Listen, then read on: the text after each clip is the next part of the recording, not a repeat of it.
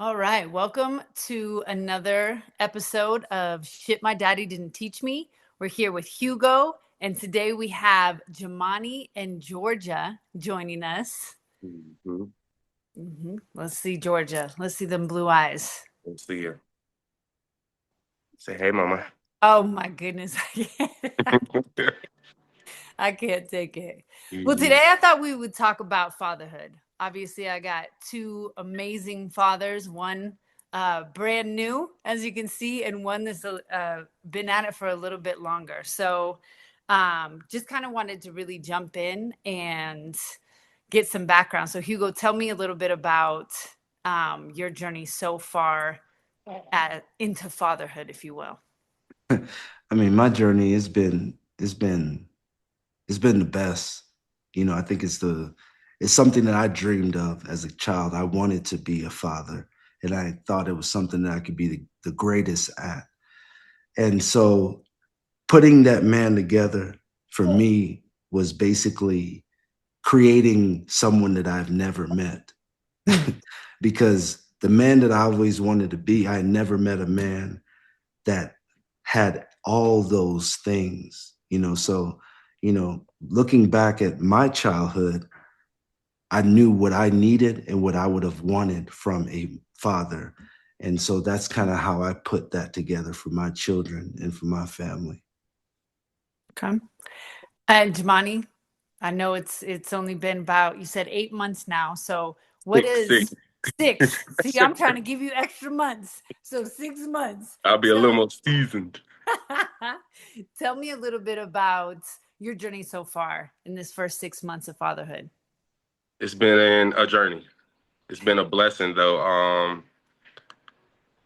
It's been a lot of things that have been shown to me that I need to see. It's been a learning experience. I feel like I've been trying to break out of getting to show her the world. I want to show her everything, which as me and Jay was just speaking about, a lot of stuff that I know is from the streets and it's not necessarily developed or cultivated from a family experience. So I'm just getting to the point where I'm learning through her. Like she's teaching me how to be a man and how to be one with myself. And she can't even talk. So it's weird. It's like I can't even put it into words, but it's shaping me and molding me to be that rock for my family because I can't waver. I got to be stoic in this situation, and it's really been.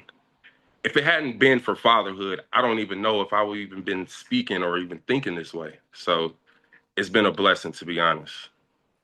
One of the things that you just said is you're learning a lot about yourself. What do you think will be the most important thing you could say that so far in the 6 months you've learned about yourself that you didn't know before Georgia came?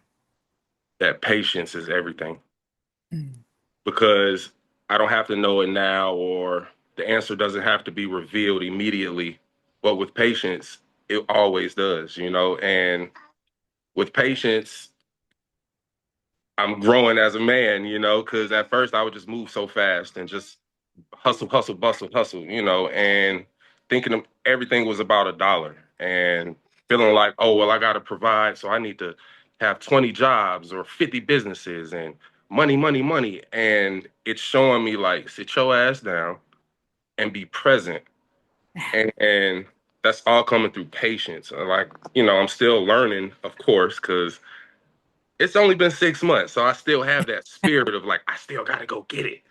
But Hmm. same time, like, I've cut my hours at work. I'm more hands-on, like, and when I'm with her, I have no choice but to be patient. I can't do things on my clock. Everything is on Georgia's clock. So it's literally been helping me do that. I love that. I love that. Hugo, what would you say one of the most eye-opening thing that you learned about yourself through fatherhood would be? I think I learned that I'm a real loving motherfucker. And I've learned through fatherhood that love is like the greatest thing, and the children teach you unconditional love, like you've never seen before. And as a man that wasn't close with my father, to be able to, one of the things that it taught me was I don't know how people leave their kids. I just I don't understand it, from having a boy and a girl and how they look at you and how they react to you and the love that they have for you. It just it just really made me remove myself from people who I don't fuck with, so that every time that I go out as myself. I'm never going out as someone else now. So I'm only in rooms with people that I love and that I would really lose my life for. So that's what it taught me. Okay. And I know that we talk a lot about, we protect children, fathers protect.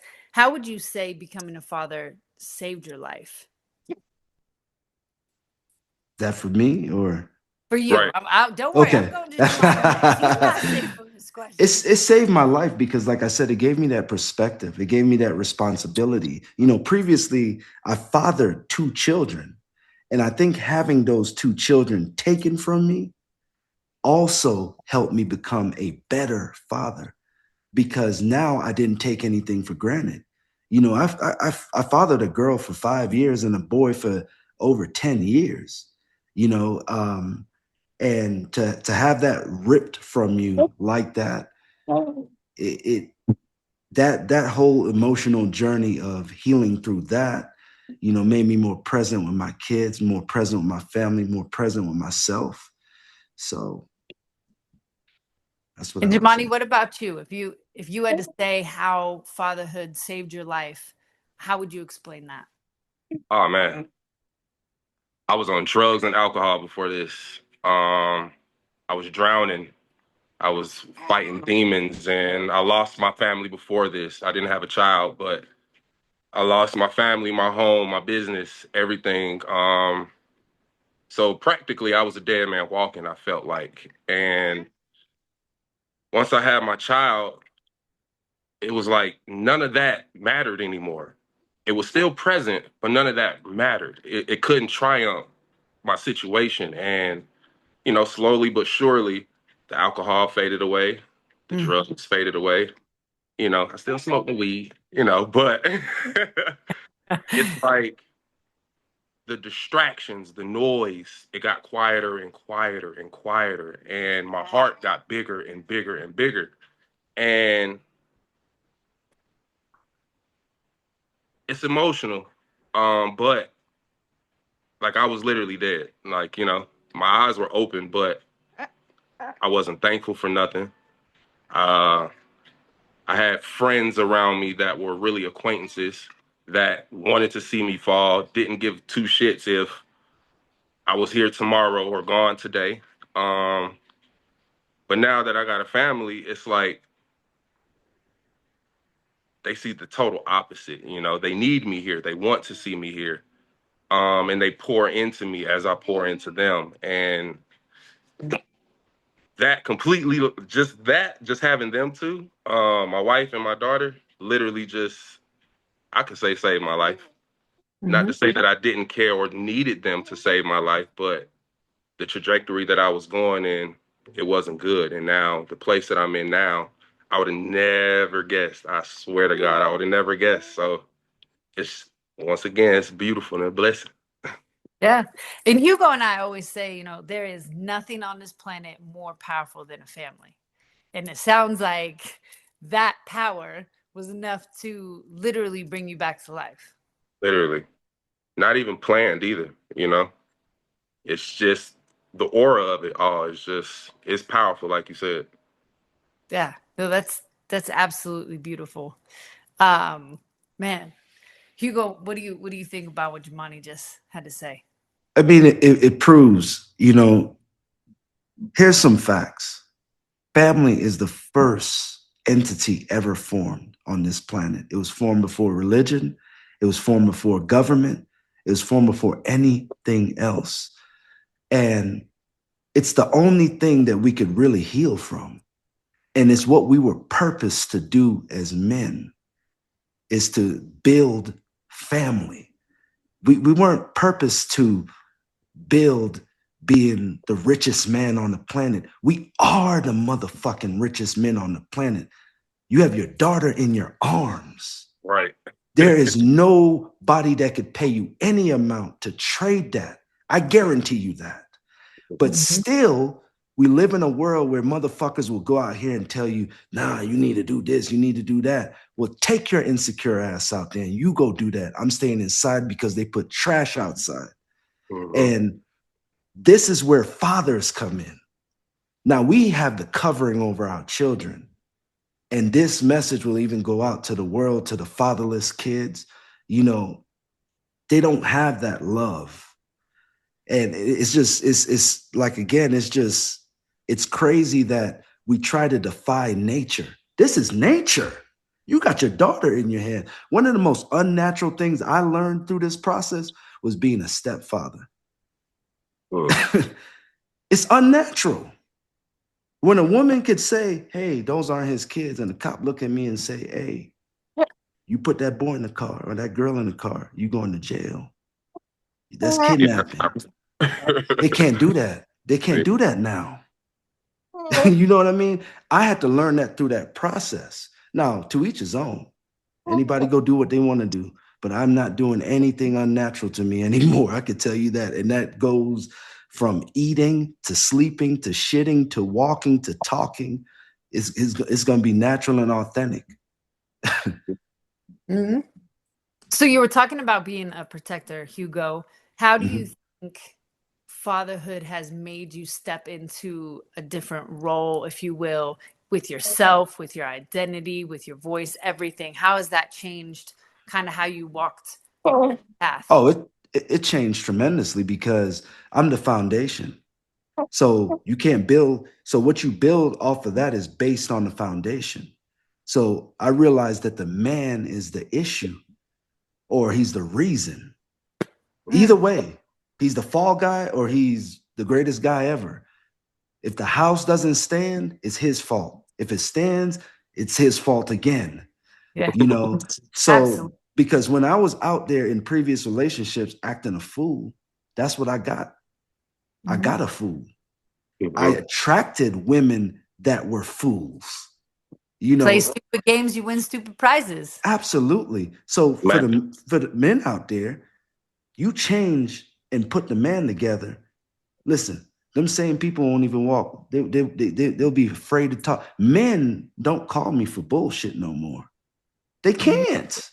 I'm on my shit. Boy, you better keep walking. I made a comment the other day, even Jamani. I said, even when I'm walking in the streets and a dog over there, dog know to stay. I'm gonna leave that motherfucker alone. He look like he know where he going. Everything falls into place when the man puts his shit together. Agree. Yes. Yeah. How about you, Jamani? How have you seen how you walk different, present different? Even, obviously there was a time that you and your wife were together without Georgia. How do you see you showing up different since becoming a father? I mean, business. And it scared me at first, and it still does, because I'm a little hot tempered. However, I just mean business. With everything that I say, I don't say dumb shit out my mouth no more. I'm very, very aware of my surroundings. The things that I put into my body are obviously the things that will come out. So I'm very intentional with who I spend my time with who I let around her, with who I let around my wife in general. So it's literally shaping me into basically a katana sword. You know, it's it's beautiful. It's there. It's this, but it will cut your ass. And I've just learned to like be centered and not just let all of that go because I have to protect her. I can't just be, unruly just out here. However, it has literally taught me to not play games though. I have no time for games. I have to communicate a certain way. I have to go home a certain way. I have to wake up a certain way. You know? So yeah. No, And, that's and it's so I'll add to that. And I told I tell her this all the time.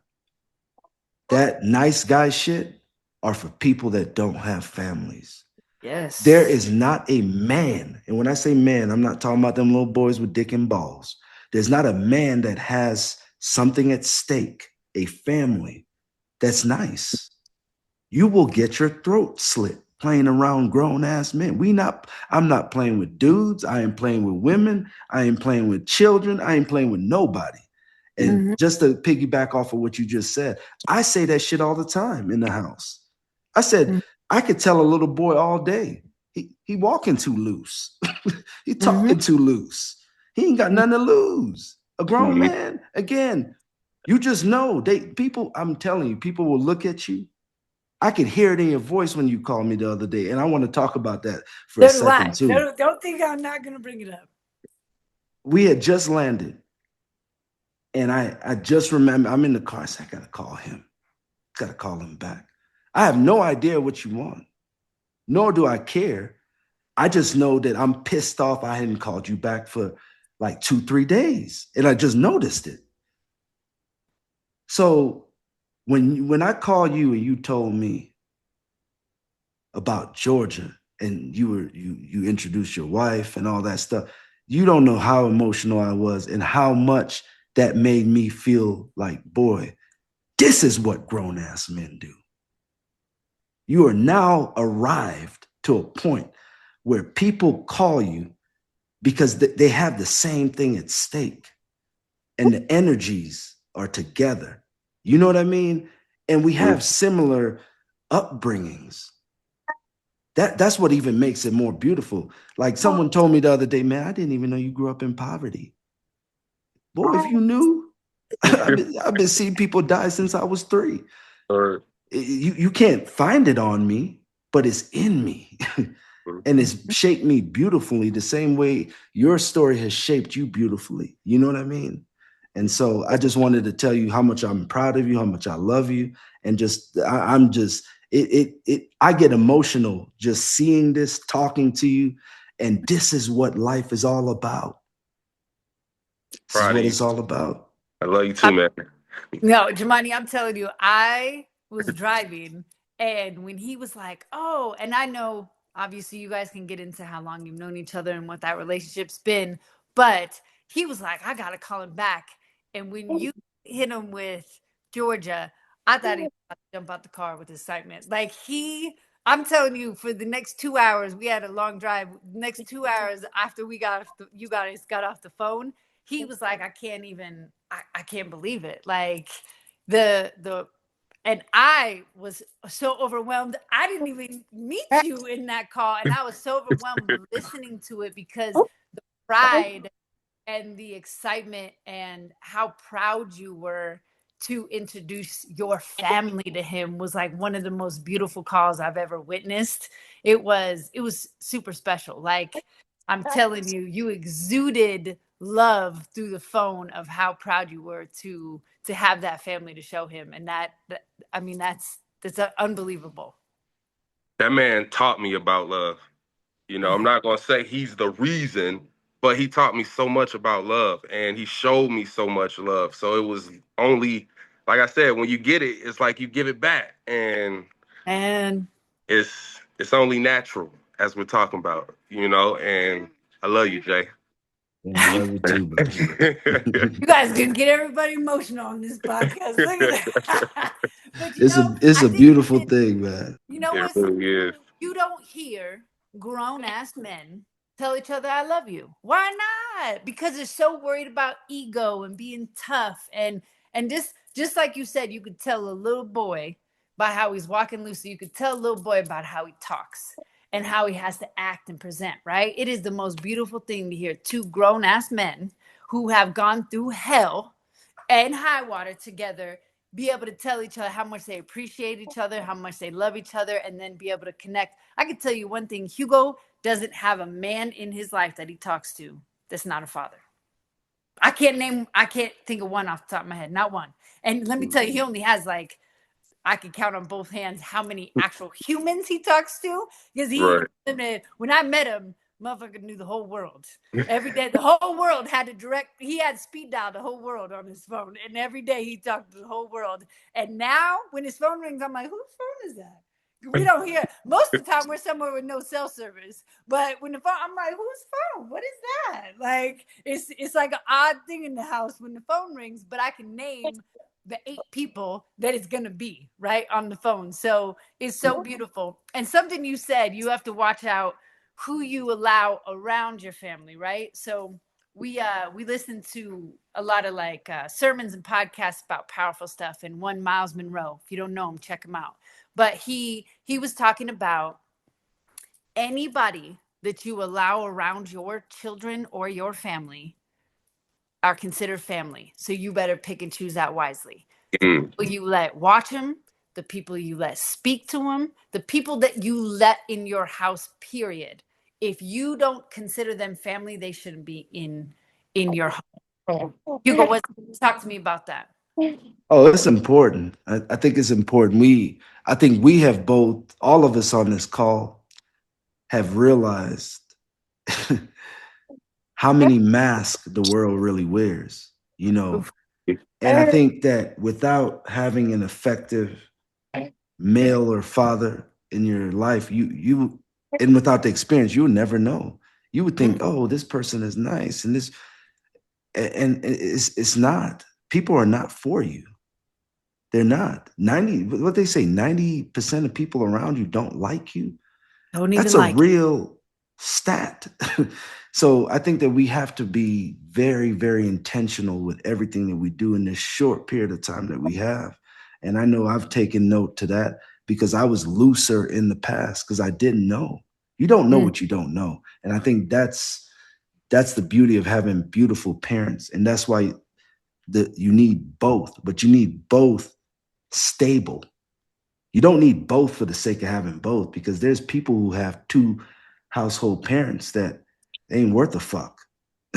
They're just there. It's like, oh man, we had you. I'm just gonna hang out here because it looked good. Again, a mask that we wear. They're not really parents. They're just existing. Mhm. Giovanni, when did you see that it was necessary to start restricting the people that you allowed around you once you stepped into the role of family and fatherhood? Once I started to see the difference between me and other men with children, I'm not going to even say fathers because there's a lot of similarities between fathers. But there were guys that I seen with children that weren't present within their child's life. And I'll give you an example. One of my guys, he has 3 kids, and he's more present in my life and in George's life than he is in his children's life. And that's baffling to me. I'm like, you care more about me than yourself, basically, because those kids are an extension of you. They're you. How can you Absolutely. how can you be here right now? you know. And then with me asking that question, I had to ask myself, like, it's not him. How could I allow him here right now? That's the thing. So I was like, it was like an aha moment. And it was like, okay, if I have him here, like you said, in my house, he's my family, I'm going to be the root of that. I'm going to be the median. It's only right. It's going to rub off. I look 10 years down the line. Now I'm hanging more out with guys and I'm leaving my family behind. No, no, no. We're not going to play that role. I'm going to have other people in my house or other fathers in my house, in my life, that are not doing that, that are rubbing off on me, showing me better ways, aka, you know, to think, to do things. And once I asked myself that question, it was just up from there. Man, man. Uh, How old are you, Giovanni? 34.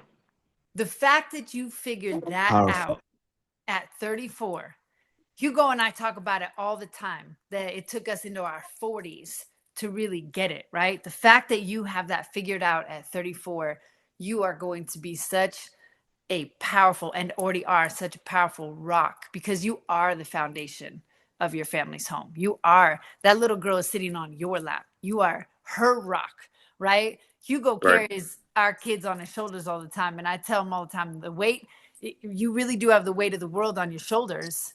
And, that's our kids' favorite spot to be, right? Because it's the safest place in the world that they feel, sitting right on daddy's shoulders. And that does not matter what age they are. Listen, you're Mhm. probably going to have a 30-year-old boy on his shoulders carrying him still. That's why he works out, so he can still carry his family no matter what age, right? Because they're always going to be your kids. And so Right. I think that's so beautiful. Hugo, talk to me about that, how he was just talking about, learning that pivotal lesson at such a young age. He understands life. I mean, that's a life force. All this bullshit that they're talking about outside again, none of it, none of it had to do with life. And I'm gonna tell you one thing that made me realize this. Life has a end point. So anything natural has a time that it will survive and then it will be passed on to something else. The things in the world that people are chasing are infinite. Mhm. And that's how you know what's unnatural and what's natural, So, and I say that to say that's why people will never be satisfied. That's why they will always be miserable. Misery never ends. It's just going to pick something else to be miserable about. It'll be a new situation to talk about. There'll be more news. There'll be a new war. You only got one time to be with Georgia. Right. That's natural. Hmm. And that's why you sit your ass right there and you do everything for that family, and you understand life and in a nutshell. And a lot of people don't. Lot. Yeah.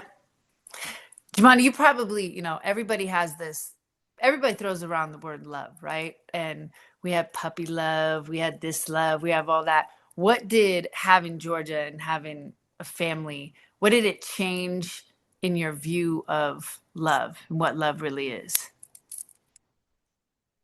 Love is infinite. If anything we should be chasing that's infinite is love. You know, Yes. it's not conditional, you know. I don't Oof. know how to even explain it. Um,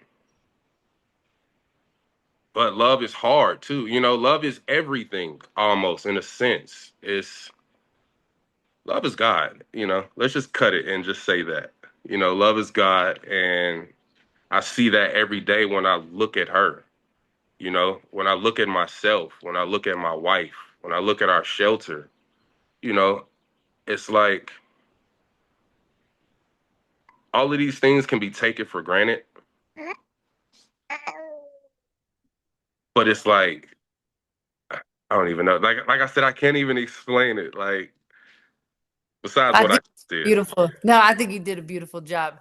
Hugo, I know this same questions coming right at you. So how did, again, we all we had love when we were kids and we loved this, and so how did your concept of love transition or transform when you became a father? I think living my truth. Like I said, I was always an extremely loving human. And there could never be anyone around me that could say otherwise. And I think understanding that truth and being able to really live into that, I was able to enter manhood more when I had children because I gave myself permission to be who the fuck I am. Because previously, I think the world kind of tries to dictate that. And if you give them an ear, you listen and you go outside of yourself. But love, things like goodness, can never be seduced.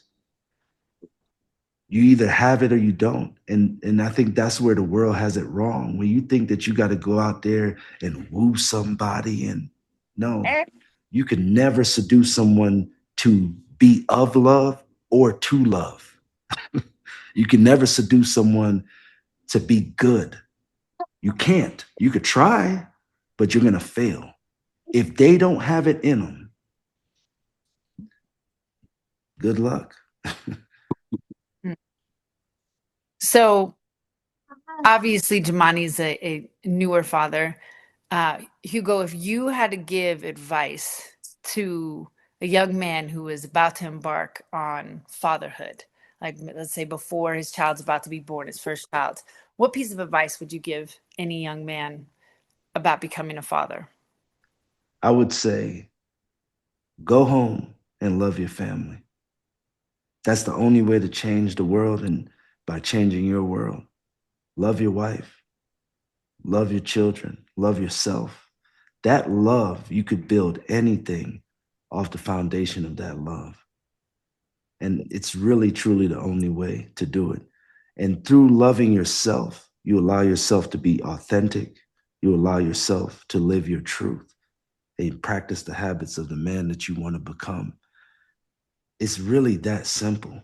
There's nothing else to life. Everything else don't matter. And if you could stay present and realize that all that matters is that world, man, you got something. Mm. How about you, Jamani? What he just said, literally, go home. Go home, man. Like everything is inside, whether it's inside of you, your house, or your family. Everything is inside. Go home. Mm. And that's uh, a really important topic that we talk about in the house all the time, that everything that you need is inside of you. Hugo even just produced a journal that it talks about the voice inside. And what do you think was the hardest thing, Jamani, about everybody always has an opinion. Oh, you need to do this as a dad, you need to do this as a husband, you need to be this, they got 10 million suggestions for you every day about how you should live your life. What was the hardest part about quieting all that down so that you could hear that voice inside you? Breathing, taking time, and letting it come, but not letting it affect me.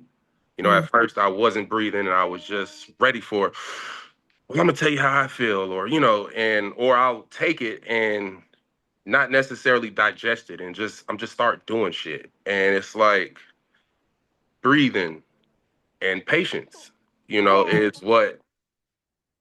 is what helped me.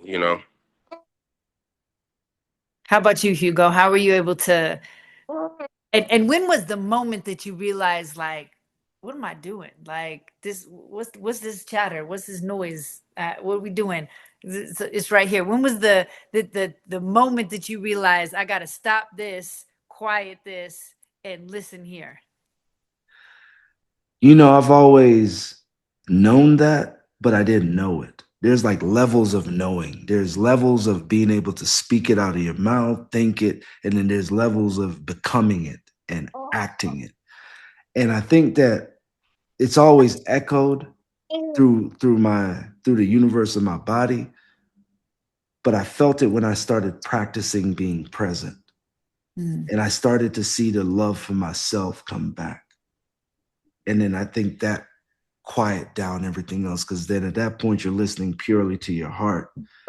Something that they tell men that you should never do. I don't know what the fuck you want to listen to. You want to listen to your mind? Well, if your mind is in the streets, then good luck. So, Right. your heart has always been with you, always been talking to you. And so going back to that, and breaking the patterns of what people outside told you. Because here's another thing. A lot of advice that I got, I would look at them and I would say, that's not where I want to be, man. I ain't even who I want. I don't even want to move that fast. Like, I don't even want to talk like that. You know what I mean? Um, so I didn't see it working for anybody. It was like a mm-hmm, bunch of frauds in the world that are telling you. I see men chasing this and chasing that. You have all this stuff. And I'm like, shit, I had all that shit too. And it wasn't it. 30 cars, mansions, it wasn't it. Like, mm-hmm, it wasn't fulfilling, it wasn't sustainable. And so listening to your heart and then getting validation through the quiet sounds of God's voice, I mean, it's all you need, man. Can I piggyback on that? Yeah. absolutely. 'Cause she had kind of pooped when I was like talking at first, and it kind of literally threw me off. um, But like Jay was saying, like listening to your mind is one thing, but listening to your heart is another. And I feel like the moment I knew um the difference between the outside noise and like listening to myself was right was when I start to feel it in my gut.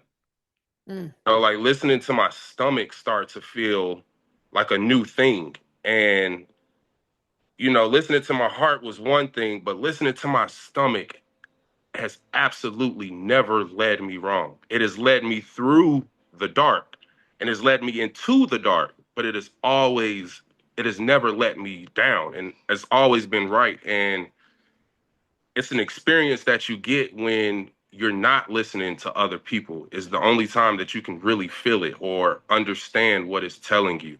And I just think people really should listen to their gut and their heart more often than their minds, because the mind will definitely play tricks on you. Like you said, it could be in the street, it could be outside when you're inside, it could be anywhere. And it's like your gut and your heart is always inside in the same spots every time. Hugo, I know you got something to say on that. No, I agree. I think that he said it best. It's these guys are thinking, oh, my mind. No, your mind is programmable.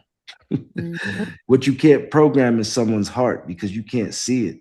There's mhm. people out there that commit murder but remorseful, but outside, oh yeah, this is what I do. Inside, you know what it is. You know what it is. So it's just your heart and your gut. I agree 100%. I think he's right. Absolutely.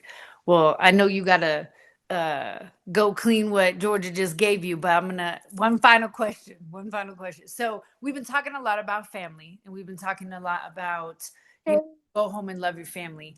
But I want to ask one final question about how important is it to also have sturdy, like minded fathers and men in your life to be able to go to talk about leading your family, to talk about being a father, to ask questions. Jumani, I'll start with you. How important do you think it is to a man to have a strong group of similar men? It's as important as having a father, Mm, literally. If you don't have like-minded fathers around you, I mean, you could be the best father, but it's only time that you're not going to make it too far. Like you need a blueprint, you need a roadmap, you need people who have traveled the road ahead to let you know what's to come. And likewise, you have to groom yourself to now do that to other young men or other older fathers, whatever, to now progress further. And we can't be all out on the farm being chickens, but looking up at eagles talking about, well, how are we going to fly one day? It's like, mm, no, we have to be the eagles looking down on the chickens saying, that's where we're not going to go. You oof. know? And it's like, if we are a chicken, how can I have another chicken to make that equation work? So it's like it's as important as having a father in your life, because to be honest, Jay is another father. He is a father, but he's also a father to other fathers, just like I'm a father to other fathers. It's like once you get that title, I heard that in the podcast, once you get that title, that's the only title that you cannot abandon. Yes. So why do I stop being a father to to Georgia? It's like I have fatherhood attached to my life forever. So I have to continue to do that. I have to father myself. So it's like, it's very important. Hugo, you got to follow up with the Eagles. I'm listen. He just blew my mind with that one. So, Oh what you yeah, got for me? I love that, and he's right. It's as important as breathing because, as I know life previously, and Jamani spoke about it earlier. Like we were here but existing, and now to be here thriving from inside, and I think this is where it takes us for a loop because living is a lot different than they positioned it to me. What they told me was living was a total fraud. In fact, Sitting there on a couch with my daughter is living. But that's not how it's portrayed. As Michael Jordan runs through the air and dunks with 30,000 people cheering, that's supposed to be living, and it's not real. He's Mhm. just somebody's slave, you know, and it takes you away from the family. Everything in society takes you away from the family because once we penetrate the family, we're good. That's how society thinks because it's a capitalistic society. You penetrate the family, you could get into the wife's ear, separate this, separate. Oh, then you don't even have a house. You just go in when you want to, and you're already in there. So having fathers around are important, and his fatherhood is probably the most important job to a man ever. And I've never heard it posed like that in life you Mhm. know and so we get mentors for business, we get mentors for all this, we don't get mentors for living. It don't make sense. It's not adding up. I made millions of dollars. I did not understand fasting. I didn't understand my body. I didn't understand that the most important thing that makes a man is his presence. Why the fuck they didn't tell me this? Mhm. Why is that not It's in school? There's a platform for everyone to gossip, talk about this, talk about that, talk about the world, talk about each other, but there's no platform to lift up fathers, to lift up families. Why? even within the platform of fatherhood, they're still gossiping about bullshit like Mhm. little bitches. Mm-hmm. They're not talking about real shit that we going through. There was a time in my life where I wanted to take my motherfucking life. This is real. Mhm. You over there gossiping about going to the gym is powerful to be a father. Man, if you don't sit your bitch ass down and stop playing with me, but that's what's cute to the world. Right. Right. It's easy. As if we don't have feelings or like we weren't rejected from men or we didn't have to find our identity, and luckily that sometimes came through kids and then we're able to resurface and come back. But like the world be really playing like this shit is haphazard. It's crazy. Ab- Well, we're Absolutely. conditioned like by everything in society to feel that. And it's like if you don't get that shit out of here, I don't know what. And we talk about it Gosh. all the times. Back in the day, family was the most important. And we read the statistic the other day. It's literally the least important thing. Social media, work, colleagues, everything outside. That's why if you look at what is promoted on social media, promoted in movies, promoted on TV, promoted on the radio, it's go hustle, go pick up a side hustle, go get the bag, go be out, go be the boss bitch, go be the man. Everything is individual, everything is money, everything is outside of you, and what's left is the front door wide open at home for everybody to penetrate the family and destroy the home. And family is non-existent in society now. Mhm. It's terrible. It's sad. Yeah, it Very is. sad. Well, Jamani, we loved having you. I know that you're going to be back. We're going to have a lot more to talk about really soon as you start to get more months under your belt with that Definitely. beautiful blue-eyed girl in your lap right there, Georgia. Thanks for being Mhm. on the podcast. We got questions for you soon. Uh, well, this is another episode of Shit My Daddy Didn't Teach Me. Jamani, thanks so much for being here with Hugo and I, and we'll see y'all Thank y'all. Peace. soon.